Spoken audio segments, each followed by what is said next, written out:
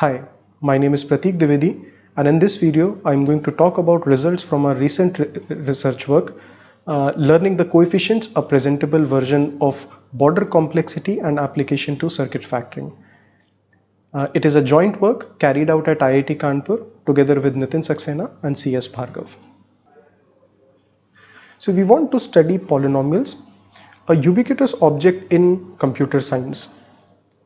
We want to study their computation using algebraic circuits. These circuits are directed acyclic graphs with alternating layers of addition and multiplication gate, input gates, output gates, and since every circuit is defined over a field, edge labels can have field elements to denote scalar multiplication. Usually circuits have two important resources. One is the size and the depth of the graph, and based on these two notations, we can define the circuit complexity of a polynomial, which is the size of the smallest circuit computing that polynomial. For example, this f1 shown on your screen is computed by a graph which is not the most efficient one because there is a smaller circuit possible for it. The notion of computing polynomials using circuits was first formalized in 1977 by Valiant. And using the size and the depth as a parameter, various polynomials were classified into different classes. The VP is a class of polynomials which are somewhat easy polynomials. These are polynomials which have small degree and can be computed by small size circuits. A canonical example for a polynomial in VP is determinant. VNP is a class of polynomials which is seemingly hard polynomials. They are polynomials which can be expressed as a hypercube sum of small size circuits. Although this hypercube sum is exponentially large, this small size circuit is same across the sum. Similarly, a canonical example for a polynomial in VNP is a notorious sibling of determinant called permanent. And when we have classes, the most natural question to ask is if these classes are separate or not, and which is what we call as Valiant's conjecture, which asks if permanent can have a small size circuit or VP is not equal to VNP. Although we are not able to solve the Valiant's conjecture, we have some evidences to believe that VP is different from VNP. One such evidence is a result from 1998, which says that if VP is equal to VNP, then under generalized Riemann hypothesis, that would imply that P/poly is equal to NP/poly. So basically, VP not equal to VNP is very consistent with our belief that P is not equal to NP. But in a more structural world, where we can assume something more about the model, we can show that VP is not equal to VNP. For example, in monotone world or non-associative or commutative world, or when we have some additional structure to the algebraic circuits, we can show that VP is not equal to VNP.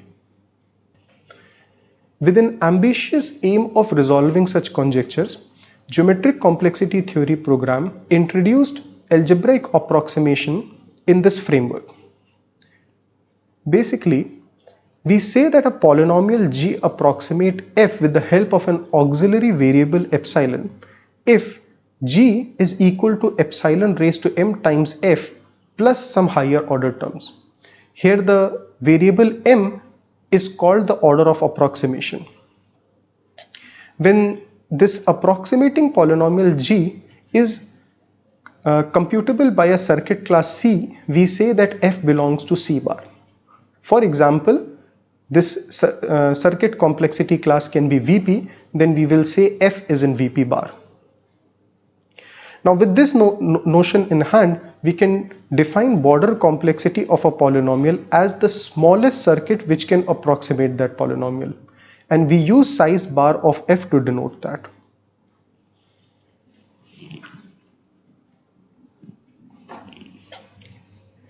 A pedagogical example to understand this approximating framework is as follows. Consider a degree d polynomial f and let p be a positive integer which is the minimum support sum across all the monomials in the polynomial f. Now define the polynomial h which consists of all the monomials with support sum p along with their respective coefficients from the polynomial f. And we want to understand the circuit complexity of this new polynomial h. We can use a standard interpolation trick here. Interpolation will basically help us in extracting all the coefficients of a polynomial, including those we need in h. By that trick, we can say that the size of s is at most order of size of f times d square. But suppose we can tolerate some error in computing the polynomial h. Can we do something better? So when we say some tolerable error, we want to approximate the polynomial h in the sense described earlier. So define a polynomial g which is equal to f where each variable xi is scaled by a auxiliary variable epsilon.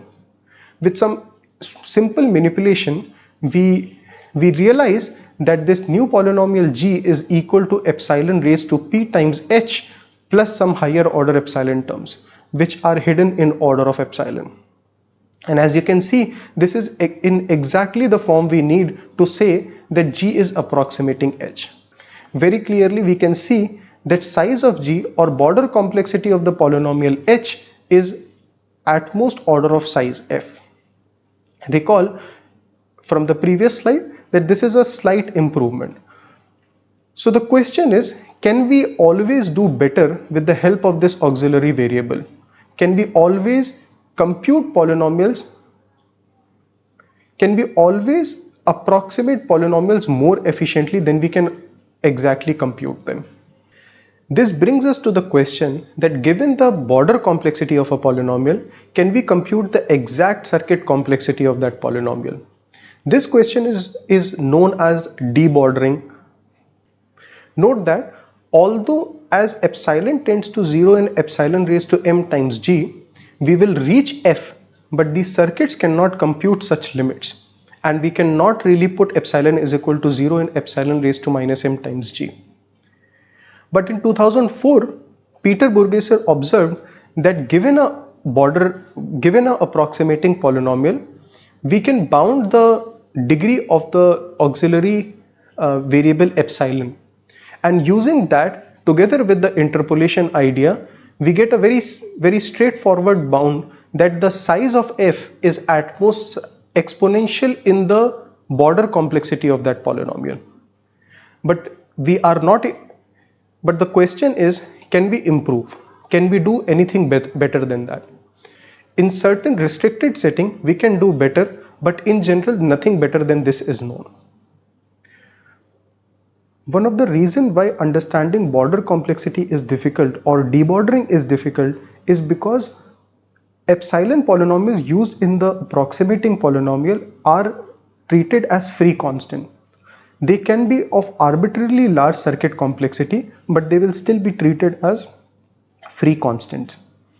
So in this paper, we introduced the notion of presentable border, where the use of epsilon polynomials is no longer free. Consider the case of presentable VNP bar. We say a polynomial f is in VNP bar epsilon when there is a polynomial g approximating f such that g is equal to epsilon to the m times f plus some higher order terms, where g is in VNP over f epsilon, but the epsilon polynomials which are used in the computation are going to be of small size. It's very easy to see that the class VNP is contained in this VNP bar epsilon. And since VNP bar epsilon was a restriction on the use of epsilon polynomials, it is contained in the general border class VNP bar. Our first main result is that over finite fields, VNP bar epsilon is equal to VNP. This gives us an interesting tower of containment, where the class VP is contained in VP bar epsilon, which is in turn contained in VNP. Although we are not able to prove it, we conjecture that VP is equal to VP bar epsilon, while these two classes are strictly smaller than VNP.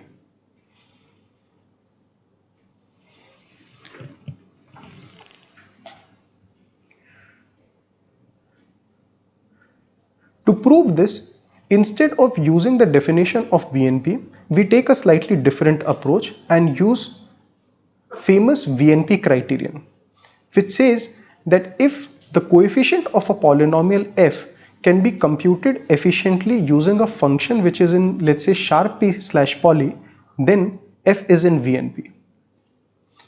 We start by a polynomial which is in VNP bar epsilon, then we do interpolation to obtain a circuit which can compute its coefficient efficiently.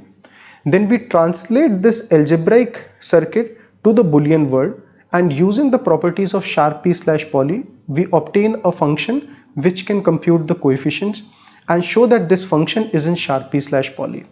Invoking the VNP criterion proves the result.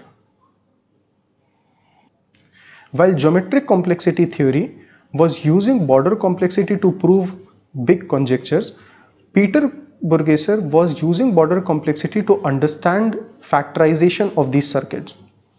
For instance, Peter conjectured that low degree factors of polynomials which can be computed by small size circuits are in VP.